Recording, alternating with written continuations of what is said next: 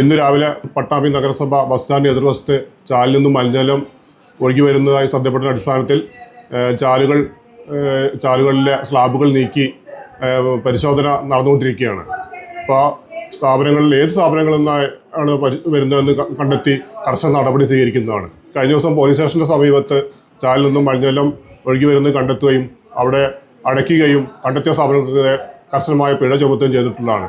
എന്നിരുന്നാലും ഈ പ്രവണത ഇപ്പോഴും തുടർന്നു വരുന്നതായി കണ്ടെത്തിയിട്ടുണ്ട്. അത് തുറന്നു വരികയാണെങ്കിൽ സ്ഥാപനം അടച്ചുപൂടുന്ന നടപ്പിലുള്ള നടപടി സ്വീകരിക്കും. അതുപോലെ തന്നെ ഇപ്പോൾ പല ഭാഗങ്ങളിലും പുതിയ ഡ്രെയിനേജിൻ്റെ പണി നടന്നുകൊണ്ടിരിക്കുന്നുണ്ട്. ഇതിലേക്കും ചില സ്ഥാപനങ്ങളിൽ നിന്നൊക്കെ പൈപ്പുകൾ ഇട്ടായി കണ്ടെത്തുകയും അത് ഞങ്ങൾ അടയ്ക്കുകയും ചെയ്തിട്ടുണ്ട്. ഇങ്ങനെയുള്ള സ്ഥാപനങ്ങൾക്കെതിരെയും കർശന നടപടി സ്വീകരിക്കുന്നതാണ്. അതുപോലെ തന്നെ രാത്രികാല സ്ക്വാഡുകൾ കണ്ടെത്തി നടപടി സ്വീകരിച്ചിട്ടുണ്ട്. അത് പല സ്ഥാപനങ്ങളിൽ നിന്ന് ഇങ്ങനെ പൈപ്പുകളൊക്കെ വരുന്നുണ്ട്.